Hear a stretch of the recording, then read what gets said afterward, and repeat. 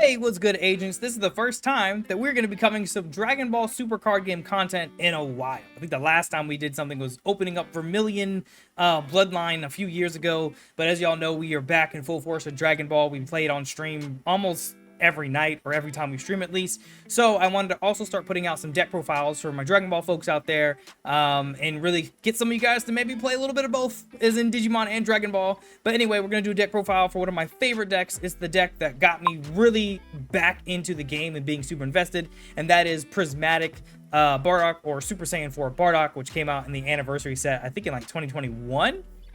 But we're going to do deck profile. I really think that the deck could be used in your local events and maybe even some competitive events, depending upon how comfortable you are with the deck and how well you know matchups across the meta.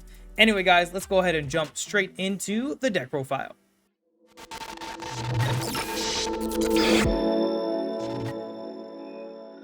All right, here we are for the deck profile now. So let's go ahead and talk about your leader, the key card in the deck. Obviously, the deck's not playable without it. It's Bardock.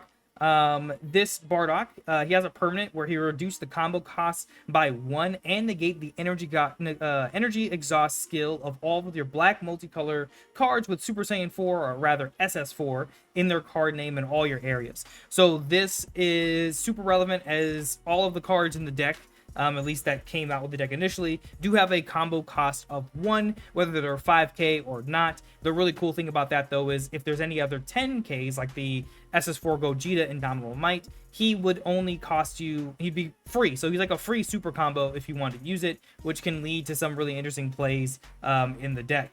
His other permanent is for each card in your battle area and energy area, he'll gain 2k power, for each color. So if you have, you have to remember that every one of your dual color cards are always black. So the first one will count for plus 4,000 power, not 2,000 power. It's kind of this weird like mental thing to keep in mind. He starts out with 5,000 base, but as soon as you charge an energy, which should be dual colored, he'll be at 9k on all turns, which is still kind of okay.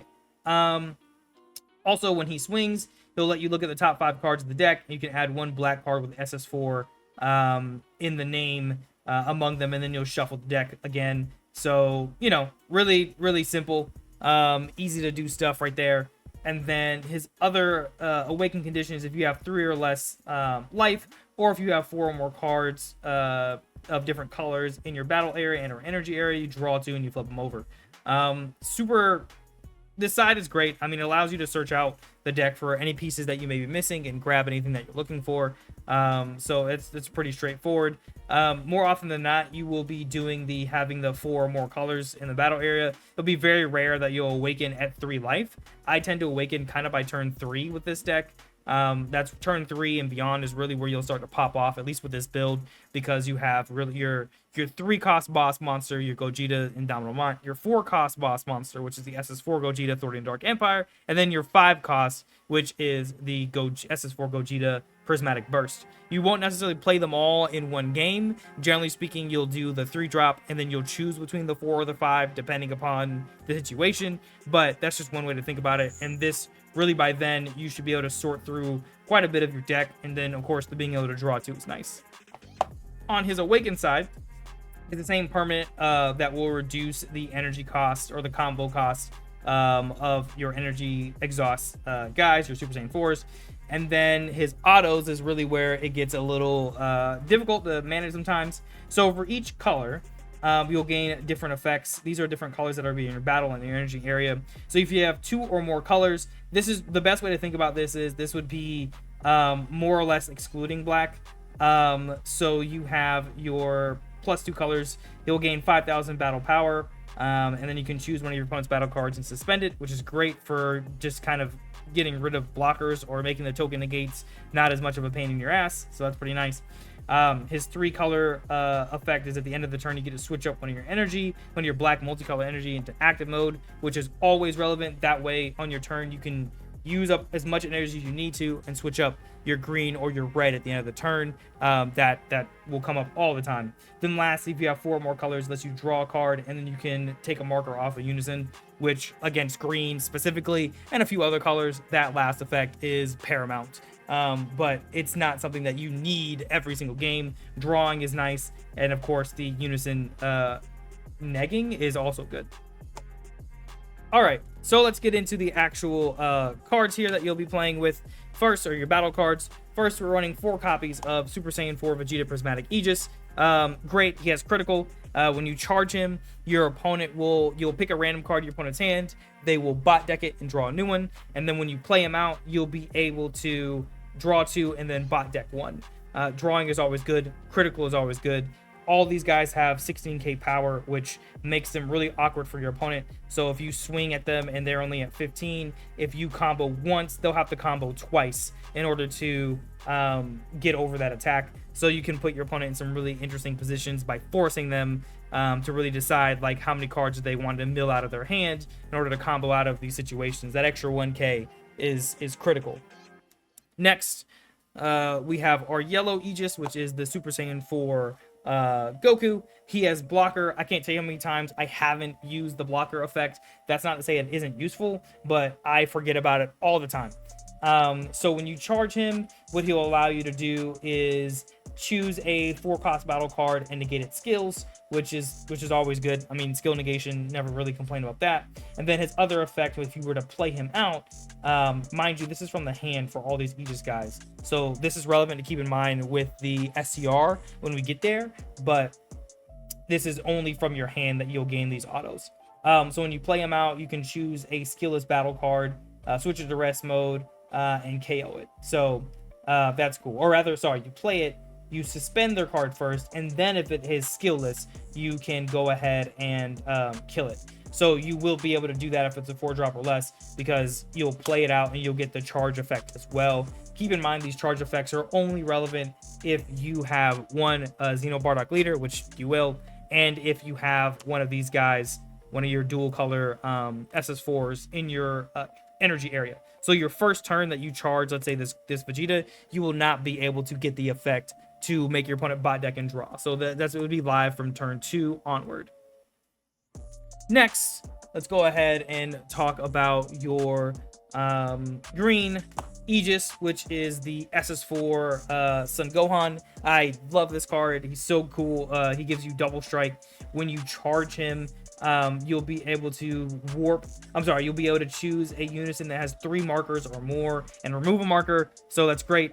I mean, against anything that wants to play unisons. And then, of course, when you play this guy out, he will also allow you to warp something, one of your opponent's battle cards that's a 4 energy cost or less, and just send out the warp, which is always relevant, I would say. I mean, really the best thing about him, though, is the fact that he's a double striker. So your opponent may just forget that and not realize that. So you can sometimes just drop this guy out and be like, cool, we'll swing for game. And like I said, him being 16k can make it really awkward if you super combo on top of him and just make it so that your opponent has to use more cards in order to get out of however much damage you're going to deal. Also, when he's in your energy area, this guy is one of the most important people to make sure you switch up from the Bardock effect. And it's also, I would argue, you definitely want to see this in your opening hand, because the sooner you can charge your green energy, the sooner your floodgate will be able to go live against your opponent, which is really important against monocolor decks. Next, we'll get into our red 4-color Aegis, or red Aegis. It's going to be 4 copies here of the Bardock Prismatic Aegis. He's an interesting one. So he costs you 3 on paper, but he reduces the energy cost by 1 if you have a Bardock Xeno leader. So he's effectively a 2. Granted, that's only in your hand, so you can't play this guy out with certain cards like the SS4 Vermilion Saiyans SCR, because in the deck he would be a 3-drop, not a 2-drop. So just something to keep in mind. His effect is really good, though. Arguably one of the best among these 4, I would say. So when you charge him, you can neg an opponent's battle card or unison 2k for every color that you have specifically in your energy area. So he's one that you do want to get out early so you have access to your other counterplay in the deck. But also, if you play him, let's say you have all 3 of these guys out and he's your 4th card, you can neg something 10k, which is always cool. Then when you play this guy out, his activate main, you can choose one of the battle cards on your opponent's board and neg it another 5k. So you could effectively, depending on how you play things, get things minus 15k for the turn. So that can just remove some pesky weaker cards. Or sometimes the really cool thing about this Bardock is you could charge it, and if you wanted to swing into another body, you can weaken it, which is, I don't know, I think that's always good. So that's the 4 Prismatic Aegises. Let me just set these guys off the side here. Next, we're going to get into our Prismatic Bursts. These tend to be more counterplay and more effect based. So we're running 4 of the Prismatic Burst SS4 Bardock. Really cool card. His counterplay effect. You would play this guy if a battle card if the battle card that you're countering has 20,000 power or less, it'll actually put that card in the drop instead. So you can get rid of a lot of things that can just ruin your day with this guy. Ironically, I feel like I don't play him all that much. And it could be for the fact that his permanent, if I have 2 or more black multicolored energy, so basically from turn 2 onward, he should be live. You can add a card from your life in order to reduce the counter cost by 1 black energy, meaning you'll have to have the 1 standing red. I tend to, at the end of my turns, have just the 1 standing green. But again, this guy, depending on the matchups, could be really important if you know your opponent's going to be playing a lot of bodies that are just going to be a pain in your ass that don't have deflect. He can be a really good answer for that. Also, he's just good combo material sometimes, which we'll get into the Z deck later. Next, the MVP, honestly, of this deck, one of my favorite floodgates. It's basically like a hidden potential, only it has a counter, dormant potential unleashed. So this Gohan, similar to the Bardock, I would just go into that part first. From turn 3 onwards, if there are 3 or more black multicolor energy, he'll be live. You can reduce the combo of the energy cost by 1 black, so it costs you 1 green. To play this guy out, he'll negate the attack, and then if you discard a card from your hand, your opponent can only swing with your battle cards and unisons or /unisons equal to the amount of colors in their energy area. So we know that there's a lot of mono decks. So basically, generally speaking, that would be 1 more time. The perfect way to use this card, if your opponent isn't anticipating it, is if they swing with their leader, you'll want to negate with this guy, use his effect, and then they effectively have only 1 more swing, instead of if they swing with a battle card or a unison, you'll negate that attack, and then they still have a swing with another battle card. So timing on this guy is imperative. Also, he's not a limit 1, so if you needed to counterattack again or whatever, you could. If you had another green energy, you could do that.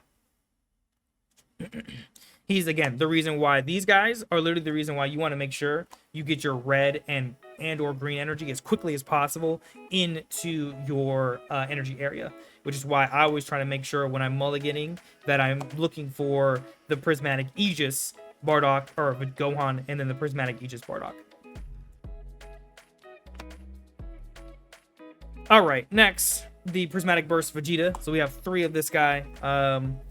So another energy exhaust effect. You can't play this guy from the deck with your SCR, but that's fine. I mean, you really are using him for combo material. So here's what he does. If your leader is a Black Saiyan, which of course it is, it's Bardock, and there are 3 or more energy between you and your opponent. So by turn 2, this would be live. Your turn 2.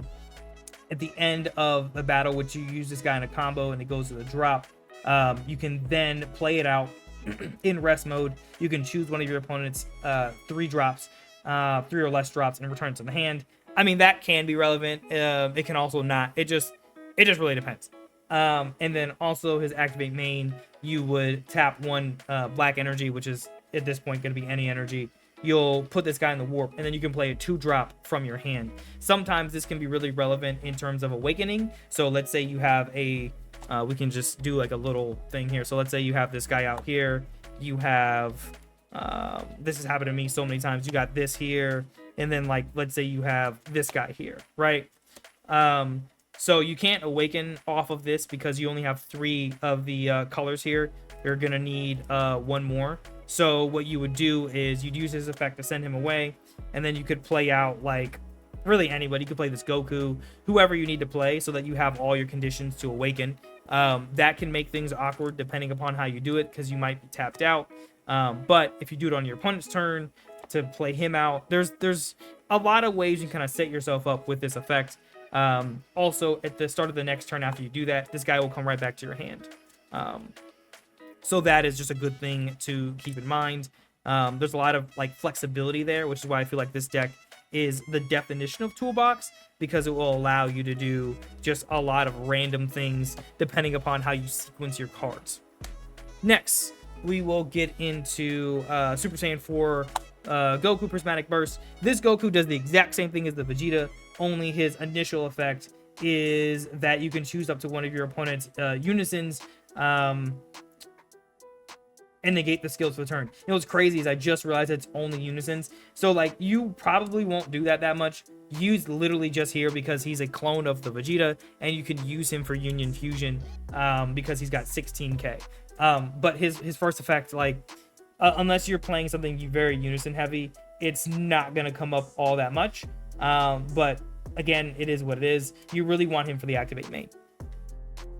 Now we'll get into what I would say are the boss monster chain of the deck. So once you start hitting turn 3, you'll really start utilizing these guys. You could run him at 4. I do it at 3, but this is Super Saiyan 4 Gogeta Indomitable Might. Amazing card. He's got deflect, he's got double strike, energy exhaust, doesn't matter because you're a leader. His auto, when he's played, your opponent's going to send 1 card from their hand to the warp, and then you'll go ahead and you'll choose 2 of your opponent's battle cards, and they'll get minus 30k for the turn. So this is like turn 3, you're probably clearing their board, and then you're also thinning out their hand, which is always good, I would argue, especially in a deck where you're swinging with 16k bodies that are going to force your opponent to do like extra combos, so they're milling out their own hand a little bit. All right, moving on to the next pseudo boss monster. We got SS4 Gogeta Thwarting the Dark Empire. Triple attack blocker. His permanent is that he can't be KO'd by skills when he's in rest mode. Or sorry, he can't be KO'd here, by your opponent's skills as long as he's in rest mode. And then at the end of the turn, he will restand. So effectively, you'll get your 3 swings in, and then you can restand him. His auto is amazing. So when he swings, your opponent will choose 2 cards from their hand and send them to the warp. And then your opponent will choose 2 cards from their hand, send them to the warp, and they'll choose 2 battle cards on their board, ignoring barrier, and put them in the warp, which is awesome. And then also this guy will restand to active mode at the end of the turn. Then his activate main, he costs 4. You'll choose 1 Goku Xeno and 1 Vegito Xeno card in your battle area and or your drop area and send them to the warp, and then you'll play this guy from your hand. So part of why these Gokus and Vegetas are so nice, you can just use them as combo material or put them in your Z deck or whatever, or your Z stack, Z energy, spend them, just get them in your drop so that by turn 4 you can send them away to the warp, play this guy, and just wreak havoc on your opponent. It's a lot of fun, especially because by then, if you've done everything right, your opponent will probably be struggling with hand size at least a little bit, that you can keep kind of milling out their stuff. Next, we have Super Saiyan 3 Gogeta Thwarting the Dark Empire. SS3 Gogeta Thwarting the Dark Empire is really cool because if on turn 5 you don't have your other boss monster, you can do this guy to warp away 2 of your material. This guy's Union Fusion, which you'll pay 1 for. You can actually Union Fusion from your warp. So these 2 cards really complement each other in a super interesting way. This guy has unique and double strike. You can only have 1 in the deck, so he's limited to 1. Therefore, we're only running 1 in the deck. And then when he attacks, you can choose 1 of your opponent's battle cards and send it to the warp. So more ways to just remove stuff. You don't have a lot of like barrier removal cards, but you do have a lot of removal period, which I would argue is still pretty important. Next, this is the intended boss monster for the deck when the deck first dropped. Super Saiyan 4 Gogeta Prismatic Burst. Really awesome card. If you play this guy turn 5, you damn well better win that turn. His effect when you play him, or rather what he'll cost you, is activate main. You pay 5. You'll choose 1 Goku Xeno, 1 Vegito Xeno, and you'll choose them from your hand or battle area, place them into your drop, and you'll play this card. So the other strategy is making sure that you have a Goku and a Vegeta in your hand kind of at all times, just so that you could drop this guy turn 5 if it feels necessary. Let's go through all his autos. First of all, he has quadruple strike, which is phenomenal. Secondly, when this guy is played, you'll resolve the following effects. If you have based on the colors in your energy area, by the time you play this guy, you should have all 5 colors in your energy area. So his red one effect is you'll deal the damage to your opponent. so I'll go to their hand. His blue effect, you'll draw 3. His green effect, your opponent will choose 2 cards in their hand and discard them. Once again, you're kind of milling them out, which is so much fun, or rather sniping out cards in their hand. His yellow effect, you'll choose one of your opponent's cards, switch it to rest mode. And then his black effect, you'll choose 2 of your opponent's battle cards and send them to the warp. So this guy is just going to come down and wreak havoc on the board state. He's so cool, so good. He could be counterplayed, but I can't think of a counterplay offhand that would basically shut him down since he's a 10 drop. I'm sure that there are a couple, but it hasn't really come up for me. Also, with this meta being a little slower and with all the negates and all the ways to stall that you have in the deck, there's a much higher chance, I would argue, of you getting to your turn 5 than in some other decks. Next, we have pretty much, we're going to get into the only non-SS4s here shortly in the deck. We have 3 Master Roshi, Masterly Majesty. He's really good because basically when you combo, you'll be able to pick up a multicolor energy from your energy area, and then you'll be able to set down a new one. It's in rest mode, but when you do this, it's a really good way to double up on, let's say, this guy's effect, to be able to neg something X amount. Or if they're swinging at you and you already have him here, it doesn't matter whether he's tapped or not, you combo, you pick it up, you play it right back down, and then you can neg whatever's swinging at you by X amount, which sometimes makes it so you only have to combo 1 card. He's really great for just being able to pick up your energy, just like we mentioned before, of wanting the Goku and Vegeta.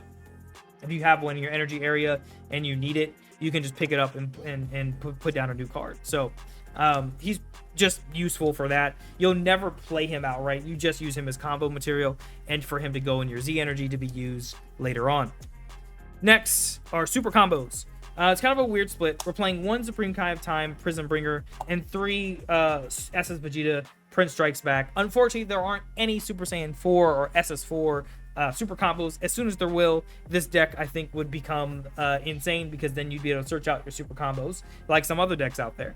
We'll start with Prism Bringer. So she's really in here because 1, she can make your combo power 11k, which is awesome. So her base combo power is 1k, but then for every color you have in your energy area, she grants you 2k.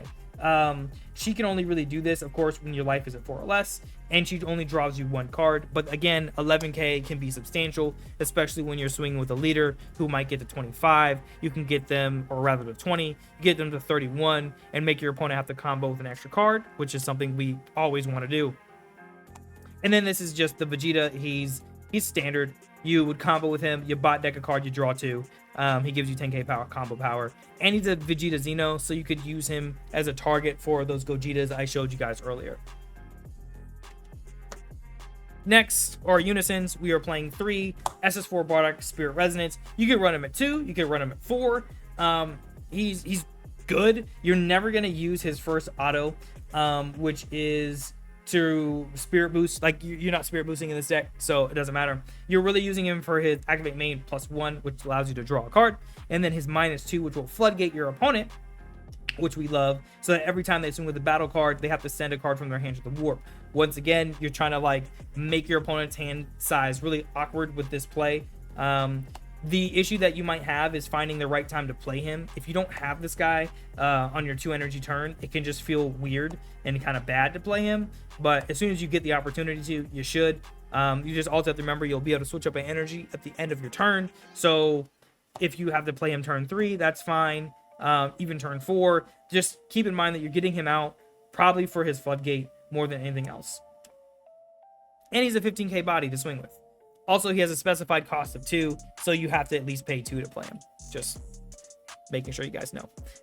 Next, we're going to talk about Overwhelms. We were playing 3 different Overwhelms. We're doing Bardock Awakened Instincts. We're doing SS4 Goku because he's got SS4 in the name. You could also go with Otherworldly Infiltrator, which recently came out. And then we're doing SS4 Vegeta Heated Fighting Spirit. I know this guy can be a little expensive, so I wouldn't say he's required in the deck. I just have him here because he's SS4 and he's good. We'll start with the Bardock. He's Overwhelm 6 or 4, sorry. He's free. When you play him with the Overwhelm, you draw 2 and then you mill 1 from your hand. He's 20k. It's good. Sometimes you can use him to set up for the thwarting the Dark Empire SS3 Gogeta, because you can mill out those cards or warp those cards, and then you can just go ahead and Union Fusion. This Goku, the unfortunate thing, he's Overwhelm 6 and he costs you 1 energy. That sucks sometimes. But when he attacks, you draw a card. You'll never have to really worry about switching him to active mode. He's got blocker. You'll never get to do it because you're going to Overwhelm play him. So that's why you could switch him out for Otherworldly Infiltrator, which has 20k power, critical, and he only costs you 5 Overwhelm, and he's free. And when you play him, he lets you draw a card. I have him here because he's 30k, so these two guys can Union Fusion. If for some reason my numbers are all jacked up, that's literally why he's here at 30. And plus 2, this Vegeta's effect, when you play out a 30k Goku, will allow you to pay 1 to play him. So he's Overwhelm 6 for free. When he's played, you can choose one of your opponent's battle cards, send it to the warp. We love that. Doesn't ignore barrier though. And then his activate main limit 1 is if your leader is black, which it is, if you have 3 or more energy, which you will, and you have Son Goku Xeno with an original power of 30k or more in play, which would be this guy. You can play this guy from your hand, and he'll gain critical for the turn. So that's pretty cool. You can, play him out. Unfortunately, again, you pay the 1, you do the 30k, you tap 1, you play this guy out, you do 30k crit. It comes up. Maybe not as often as I would like, but it does come up. All right, we're almost done. We're going to go to extra cards now. We have 4 SS4's Call. You could run it. I'm sorry, this is 3 SS4's Call. You could run it at 4. I run it at 3, but this is like one of the best cards in the deck. If your leader is a black Bardock Xeno, which of course it is, you can look at the top 3 cards, and then you can add up to 2 black battle cards with SS4 in their name, so pretty much the entire deck, save for like 10 cards, and then you will place the whatever is left at the bottom of the deck. If you take 1 card, you'll place the other 2 at the bottom. If you take 2 cards, you'll place 1 card from your hand along with the other card to the bottom of the deck. This is again a limit 1 effect, but you could take your SCR, which we'll get to in a bit, from this search. You can take a copy of itself. It's again, you can search basically the whole deck except for your super combos, really. Next extra card is a Crack in Space Time. You could run as many of these as you like. I only run it at 1 because I only have 1. I thought I had a bunch more, but that is what it is. It's a 1-drop card. Activate battle if your leader is a Black Saiyan, which he is. You give 15k power and double strike for the turn. It's really a way, or for the battle, sorry. It's really a way for you to say, cool, my opponent thinks that they're safe. I'll go ahead and swing with this guy. I'll tap the 1. He'll be 35k just off that. That's not even including combo power.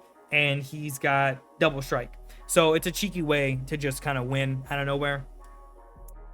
Then we have the SCR, Super Saiyan SS4 for the Vermilion Saiyans. I absolutely love this card. The artwork is truly just beautiful. A big part of why it's here, to be honest. I think you could run the Cumber, the Dark Saiyan or Evil Saiyan, whatever it's called. You could run that card in here as well. I think either's fine. I think this guy right now is significantly cheaper than Cumber, but it's been a little while since I checked. So it really depends on how much money you want to spend. I don't think you need to run an SCR on this deck if you want to run it something more budget friendly, because you could build this deck for very, very cheap, especially if you're not buying the hollow versions of everything, the gold stamp versions of everything. I'm an extra ass person, so I did. But anyway, for this SCR, we'll go through what it does. So the counterattack effect is amazing. For each color, you pay 1. For each color among cards in your battle and energy areas, you're going to choose one of your opponent's battle cards, ignoring barrier, send it to the warp. For each card sent to the warp using this skill, up to 1 of your leaders, so your leader here, will gain 5k power for the turn. So this is a nice way on defense to just clear your opponent's board, right? Like if they have a big board and it's like 5 cards and it's like your turn 5 or whatever it is, and you have enough colors, you have 5 colors, let's just say, cool, your entire board is presumably gone. I gain 25 power for the turn, 25k power for the turn. Have fun. So he can really, really help you get rid of annoying cards, but also just buff you and make you survive for a little bit longer. It's activate main. You probably won't do this often, if at all, but it's not bad. So activate main, if your opponent has 4 or more energy, you can play up to 4 black multicolored cards with different character names and energy cost of 2 from your deck, then shuffle your deck. Basically, you're going to do that to play out all of your Aegis cards, except for Bardock. You could play like this Prismatic Burst Gohan from the deck. Well, actually, no, you couldn't, because if you're gonna play this Bardock, so you'll probably play this Bardock from the deck, since you can't play this guy. But I think that's fine. You're not also gonna get all the other on-play effects, because the on-play effects are limited to when you play them from your hand. But again, you have a critical body, you have a blocker, you have and you have a double striker in these 3 alone, and they're not going to disappear at the end of the turn. So after you do that, you can be like, cool, here's all these bodies, have fun. You're going to have to respond, presumably, on their turn, but hopefully you're going to play this and you're just going to win. Like, that's the idea. You play this guy, you get 3 bodies out, and you just win. That's the hope. I personally feel like the best use of it, though, is as a counterattack card. Now, let's go into the Z deck. Z deck is pretty straightforward. We're on Oolong. Greed is good. I haven't had much use for it. Like, I haven't needed to play it. He'll cost you 1 yellow specifically, and then 2 Z energy. He's unique. Activate main. You'll choose 1 battle card on the board. Ignoring barrier, he'll clone that card's battle power, and then at the end of the turn, he goes back down to 4K. So this is a nice way to just basically go, okay, cool. You're out of defenses. I'm gonna clone Gogeta's power or whoever and just swing for game. I literally never had that happen, but you never know. Next, we have Super Saiyan 4 Goku, Defender of Life. This will require you to have 2 red energy to actually play him, so you probably won't get to or need to, but he's here just in case. He costs you 3 Z energy. He's got Deflect, Double Strike. When he's played, you place a Saiyan from your drop, which you're going to have. Give this guy barrier for the turn, which is always nice, and then you'll deal a damage to your opponent if they have 4 or more life, which again is always nice. His other effect is irrelevant because your leader's not Pan. Another one that you may never play is Rush Attack SSB Vegeta. It's got that deflect. When he attacks, you can choose 1 mono red card with 5k combo power from your drop, which you don't have in the deck, period. So you would never do this. But you're really looking at him for his activate main. If you have 4 or more Z energy, switch this card to active mode. It gets 10k power, double strike, and barrier for the turn. Again, super situational. Like, you probably don't even need to put this in the deck. I literally have him here more so like because it just in case. Now this next card, these next 4, you will use all the time. So this is Majin Buu Pure Destroyer. He only costs you 1 energy and 1 Z energy. He's got blocker. His first effect is irrelevant, but his second effect, activate main limit 1. If your leader is black, which it is, and you have 3 or more energy, you can place 1 card from your Z energy in your drop, choose up to 1 of your opponent's battle cards, place it under this guy, and then he'll give you 20k until the end of your opponent's turn. So you can get you a 25k blocker on your opponent's turn. He will remove threats that don't have barrier. So your opponent really needs to get rid of it as quickly as possible, because otherwise you're just going to keep eating cards. You'll have in your Z energy, you can put pretty much anything in this deck in your Z energy. That's totally fine. Once it's in the drop, you'll have access to it later with those Gogetas, because you'll be able to move things to the warp or whatever you need to do. This guy is great. Really the MVP Z battle card of the deck, I would argue. And I would definitely stress run as many as you can. I don't know how much he is running for right now. I think when I got him, he was like $10 a pop. The price may have dropped. Hopefully it didn't increase. But I highly recommend getting this guy, because he's just such a nice way to remove weaker threats that don't have barrier protection out of nowhere. Anyway, guys, that is the deck. I will be putting up some gameplay of this deck in the next couple weeks. Also, if you want to see gameplay live, make sure you just go check us out on Twitch. We stream almost every night.